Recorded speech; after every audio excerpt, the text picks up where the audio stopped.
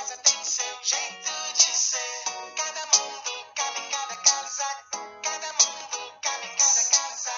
Cada mundo cabe em cada casa. Cada casa tem seu jeito de ser. Cada mundo.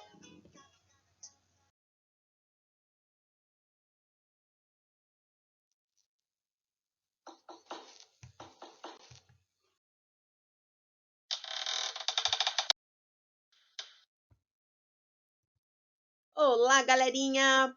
Prontos para os nossos estudos? Nós iremos estudar hoje sobre os tipos de moradia. Para começar, vamos ler o poema de Noelle Belger, O Melhor Lugar do Mundo. Nem toda a gente do mundo tem casa para morar, igual à casa da gente. Existe casa de palha, que tem o nome de oca, de pedra e de bambu. Existe casa de gelo, que tem o nome de iglu. Existe casa de pano, de tijolo e de madeira. Existe casa de barro e até de esteira. É bom conhecer tanta casa diferente, mas o melhor lugar no mundo é mesmo a casa da gente. Existem casas construídas por diversificados materiais. Casa de alvenaria, casa de madeira, casa de palha,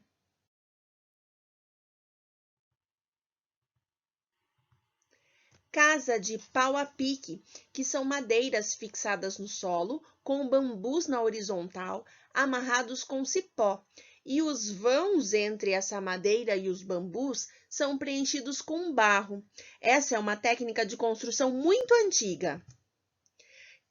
Casa de pedras, casa de barro,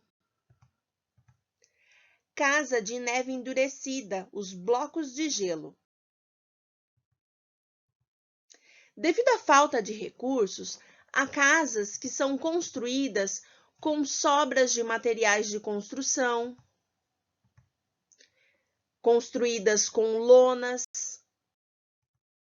mas também, devido à diversidade de materiais e à criatividade, que é tanta, já construíram casas com as paredes feitas de vidro e casas cobertas por espelhos.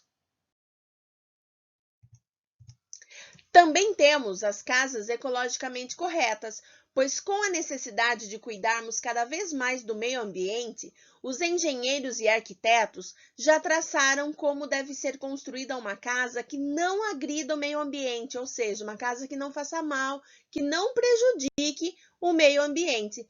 E atualmente já existem várias construções desse tipo. Nós temos um exemplo aqui de alguns detalhes que uma casa ecologicamente correta possui e a imagem de uma casa ecologicamente correta.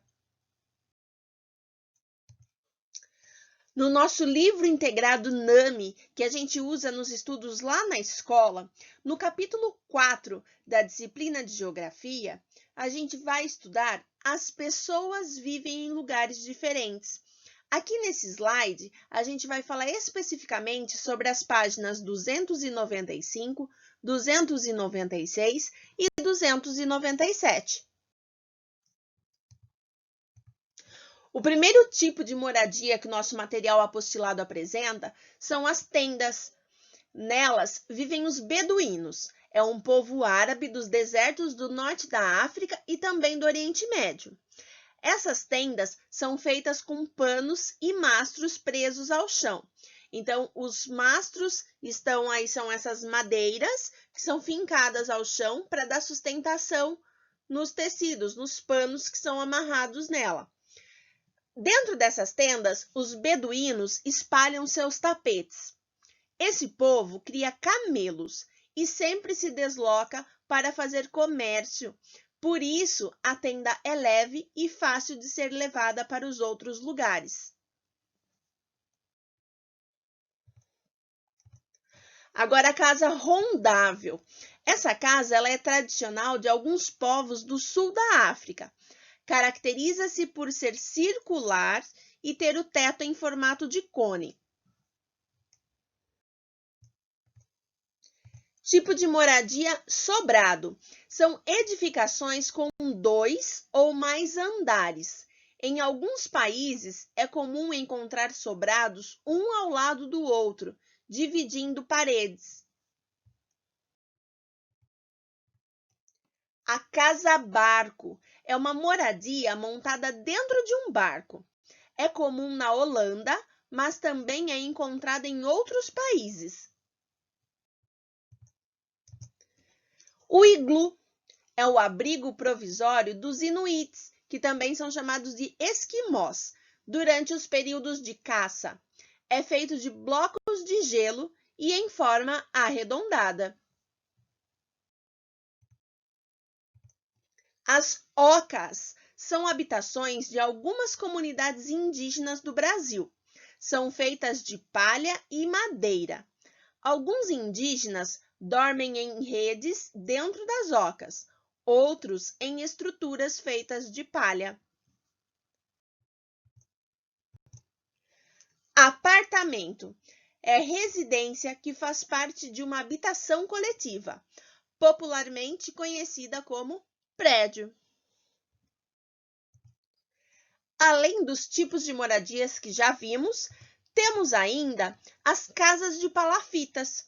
As palafitas são habitações construídas em áreas alagadas. Tá vendo ali, ó, na foto, onde tem muita água.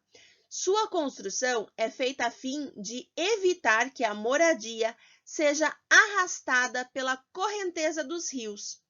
Esse tipo de moradia pode ser encontrado em diversas regiões no mundo todo, mas especialmente nas áreas tropicais e equatoriais, visto que nessas regiões o regime de chuvas é mais intenso durante o ano. Basicamente, as palafitas são construções de madeira feita com estacas que elevam as moradias a fim de evitar a invasão das águas dos rios. Então, as casas elas ficam num nível mais alto que a água. Se acontecer de subir o nível do rio, para não chegar a atingir essas casas. Casa oriental. Casas tradicionais japonesas com estilo arquitetônico característico e único, geralmente revestidas com tatames, shojis no lugar de vidro, que fornecem iluminação natural ao ambiente interno, e fuzumas como portas.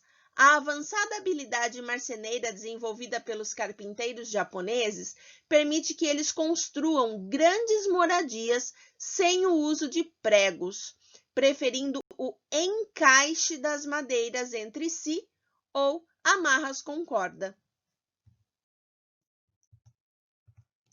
Castelo. Construções enormes e bem ornamentadas, que abrigam autoridades da família real, como os reis e rainhas. Agora, galerinha, realize suas atividades com muito capricho e atenção. Fiquem em casa, se cuidem, estudem e até logo!